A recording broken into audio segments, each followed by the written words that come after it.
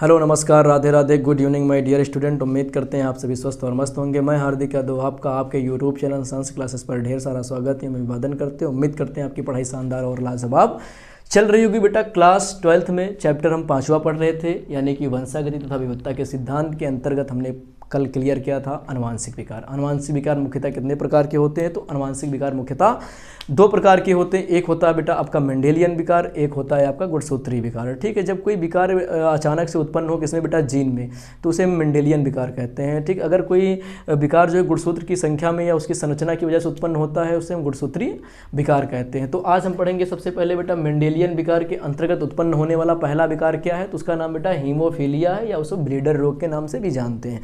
Haemophilia या bleeder रोग के नाम से भी जानते हैं। ठीक है, अब बात करते हैं कि सब ये होता क्या है। ठीक, तो अगर आपको हम बेसिकली बताएं तो हमारे शरीर में जो रक्त होता है उस रक्त में बेटा क्या होती है? WBC होती है, RBC होती है, और क्या होती है बेटा? प्लेटलेट्स होती है। वो एक तरल पदार्थ में बहती है जिसे हम कहते हैं प्लाज्मा। ठीक, क्या कहते हैं? प्लाज्मा कहते हैं बेटा। इसी प्लाज्मा में एक प्रोथ्रोम्बिन नामक निष्क्रिय प्रोटीन होती है। क्या नाम है इसका? प्रोथ्रोम्बिन नामक एक निष्क्रिय प्रोटीन होती है। ठीक है, ये प्रोथ्रोम्बिन नामक जो निष्क्रिय प्रोटीन होती है ये बाद में बदल जाती है किसमें बेटा? थ्रोम्बिन में बदल जाती है। इसको कौन बदलता है? बात ये ध्यान में रखना, सिर्फ इसको बदलता है आपका थ्रोम्बोकाइनेज नामक प्रोटीन। किसको? प्रोथ्रोम्बिन को किसमें बदल देती है? थ्रोम्बिन में। फिर से समझना कि जो आपका प्रोथ्रोम्बिन है ये रक्त के प्लाज्मा में पाई जाती है, इसको थ्रोम्बिन में बदल दिया जाता है। कौन बदलता है? थ्रोम्बोकाइनेज बदल देता है। ठीक, अब क्या होता है आपके इसी रक्त में उपस्थित प्लाज्मा में एक और जो है प्लेटलेट पाई जाती है, या कह सकते हैं एक और प्रोटीन पाई जाती है जिसका नाम क्या है बेटा? फाइब्रिनोजन। जिसका नाम क्या है? फाइब्रिनोजन। ठीक, अब ये जो फाइब्रिनोजन है, फाइब्रिनोजन को फाइब्रिन में बदलता है कौन? थ्रोम्बिन बदलता है। कौन बदलता है? थ्रोम्बिन। और ये जो फाइब्रिन है ये और आपकी प्लेटलेट्स और कैल्शियम, ये तीनों चीज़ें मिल करके क्या करती हैं? आपके जो रक्त बह रहा है उस घाव को ढक देती हैं, रक्त का थक्का जमा कर देती है। अब बात फिर से समझना एक बार। मान लीजिए कि ये मेरा हाथ है, ठीक है, और ये मैं यहाँ पर कट गया है, ये कट गया है। ठीक, अब ये जब कट गया है तो यहाँ से रक्त बह रहा है, तो रक्त का थक्का जमने के लिए क्या होना चाहिए? कि रक्त का थक्का जमने के लिए सबसे पहले हमारे जो इस रक्त में प्लाज्मा है, इस प्लाज्मा में एक क्या पाया जा रहा है बेटा? प्लाज्मा में पाया जा रहा है प्रोथ्रोम्बिन नामक एक प्रोटीन पाई जाती है। ठीक, ये प्रोथ्रोम्बिन को बेटा थ्रोम्बिन में बदल देता है कौन?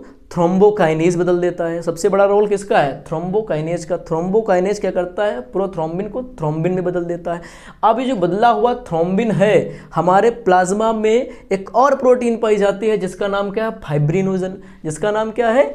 फाइब्रिनोजन। इस फाइब्रिनोजन को जो थ्रोम्बिन बना हुआ है, ये थ्रोम्बिन बेटा क्या करता है? फाइब्रिनोजन को फाइब्रिन में बदल देता है। किसमें? फाइब्रिन में बदल देता है। और ये फाइब्रिन जो है हमारे रक्त में उपस्थित प्लेटलेट्स, कैल्शियम और फाइब्रिन तीनों मिलकर के क्या करती हैं? हमारे रक्त को बेटा बंद कर देती हैं, वहाँ पर थक्का जमा देती हैं। बात समझ में आ गई कि रक्त का थक्का कैसे जमता है? कि हमारे प्लाज्मा में प्रोथ्रोम्बिन जो होता है वो किस में बदल जाता है? थ्रोम्बिन में बदल जाता है। इसको बदलता कौन है? थ्रोम्बोकाइनेज बदलता है। कौन बदलता है? थ्रोम्बोकाइनेज बदलता है। और जो थ्रोम्बिन है ये हमारे रक्त में उपस्थित प्लाज्मा में फाइब्रिनोजन को किसमें? फाइब्रिन में बदल देता है।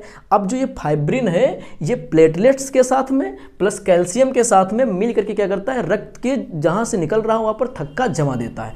बात समझ में आ गई कि रक्त का थक्का कैसे जमता है। तो सबसे इंपॉर्टेंट चीज़ आपको यहाँ पर अगर देखने को मिली होगी, क्या मिली है? थ्रोम्बोकाइनेज। अगर थ्रोम्बोकाइनेज ना हो, समझो अगर थ्रोम्बोकाइनेज ना होता तो क्या प्रोथ्रोम्बिन जो है थ्रोम्बिन में बदलता? नहीं बदलता। अगर प्रोथ्रोम्बिन थ्रोम्बिन में नहीं बदलता तो क्या आपका फाइब्रिनोजन फाइब्रिन में बदलता? तो कहते हैं नहीं सर, फाइब्रिन में नहीं बदलता। अगर फाइब्रिन में नहीं बदलता तो क्या फाइब्रिन कैल्शियम के साथ मिल करके क्या करती? रक्त का थक्का जमा सकती थी? तो आपका जवाब आएगा कि नहीं सर, नहीं जमा सकती थी। इसलिए सबसे ज़्यादा इंपॉर्टेंट क्या है? थ्रोम्बोकाइनेज है। ठीक, ये बात समझ में आ गई, थ्रोम्बोकाइनेज है। अब जो हीमोफीलिया के रोगी होते हैं बेटा, उनमें क्या होता है कि जो उनका एक्स गुणसूत्र होता है, क्योंकि ये जो हीमोफीलिया की बीमारी है ये लिंगी गुणसूत्र पर पाई जाती है। किस पर बेटा? लिंगी गुणसूत्र पर पाई जाती है। और कैसी है बेटा? अप्रभावी है। कैसे है? अप्रभावी। मान लीजिए ये आपका लिंगी गुणसूत्र है, ठीक है, लिंगी गुणसूत्र x पर पाई जाती है, ठीक है। अब मान लीजिए x पर भी पाई जा सकती है, यानी कि इस वाले x पर भी पाई जा सकती है, इस वाले x पर भी पाई जाती है, नर में भी पाई जा सकती है, मादा में भी पाई जा सकती है, ठीक है।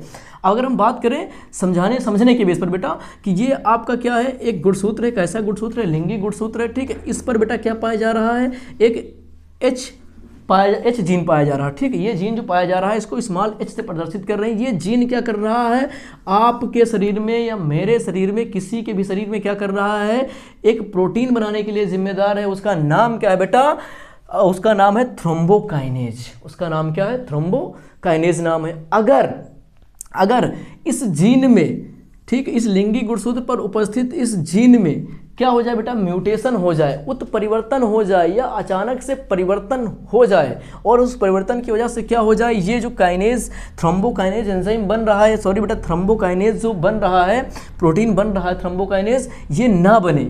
अगर ये नहीं बनेगा तो क्या होगा कि आपका जो प्रोथ्रोम्बिन है, जो आपकी प्रोथ्रोम्बिन है, ये थ्रोम्बोकाइनेज की वजह से थ्रोम्बिन में बदल रहा है। अगर ये नहीं बनेगा, ये अगर नहीं बनेगा तो क्या ये इसमें बदलेगा? थ्रोम्बिन में बदलेगा? कहोगे नहीं बदलेगा। अगर थ्रोम्बिन में नहीं बदलेगा तो आपके रक्त में उपस्थित प्लाज्मा में एक और प्रोटीन पाई जाती है, जिसका नाम क्या है बेटा? फाइब्रिनोजन। क्या फाइब्रिनोजन फाइब्रिन में बदलेगी? नहीं बदलेगी, क्योंकि फाइब्रिनोजन को फाइब्रिन में बदलने के लिए बेटा जिम्मेदार कौन है? तो आपका थ्रोम्बिन है। और थ्रोम्बिन कैसे बना? तो बेटा आपके रक्त में उपस्थित प्रोथ्रोम्बिन को थ्रोम्बोकाइनेज प्रोटीन ने किसने बदला? थ्रोम्बिन में बदला। और ये थ्रोम्बोकाइनेज कहाँ से बना? तो ये आपको जो एक्स गुणसूत्र है, या कह सकते हैं लिंगी गुणसूत्र है, उस पर उपस्थित जीन के कारण ये थ्रोम्बोकाइनेज बन रहा था। अब इस जीन में अचानक से परिवर्तन आ गया। इस जीन में परिवर्तन आने की वजह से थ्रोम्बोकाइनेज बनना बंद हो गया। अगर थ्रोम्बोकाइनेज बनना बंद हो जाएगा तो सोचो थ्रोम्बिन नहीं बनेगा। अगर थ्रोम्बिन नहीं बनेगा तो फाइब्रिनोजन फाइब्रिन में नहीं बदलेगा। अगर फाइब्रिनोजन फाइब्रिन में नहीं बदलेगा तो बेटा आपका जो कटा हुआ हाथ है, जहाँ से रक्त निकल रहा है, वहाँ पर रक्त का थक्का जमेगा? नहीं जमेगा। तो हीमोफीलिया में बेटा यही होता है कि जो एक्स पर उपस्थित गुणसूत्र होता है, गुणसूत्र पर उपस्थित जीन होता है, उसमें बेटा क्या होता है कि थ्रोम्बोकाइनेज एंजाइम जो है नहीं बनता है। थ्रोम्बोकाइनेज जो आपका प्रोटीन है ये बनना बंद कर देता है। ये जैसे नहीं बनता है तो आपके शरीर में रक्त का थक्का बनना बंद हो जाता है। ये बेटा होता है। सबसे पहले हीमोफीलिया के बारे में हमने समझा। जो हीमोफीलिया के रोगी होते हैं उनके लिंगी गुणसूत्र पर उपस्थित जीन जो होता है, जो जिम्मेदार होता है बेटा थ्रोम्बोकाइनेज बनाने के लिए, उसमें परिवर्तन आने की वजह से थ्रोम्बोकाइनेज नहीं बनाता है। और थ्रोम्बोकाइनेज नहीं बनाता है तो बेटा क्या होता है? रक्त का थक्का नहीं बनता है। इतनी सी कहानी थी। आपको समझ में आ गया होगा कि हीमोफीलिया में सबसे पहले क्यों होती है, ये बात समझ में आ गई।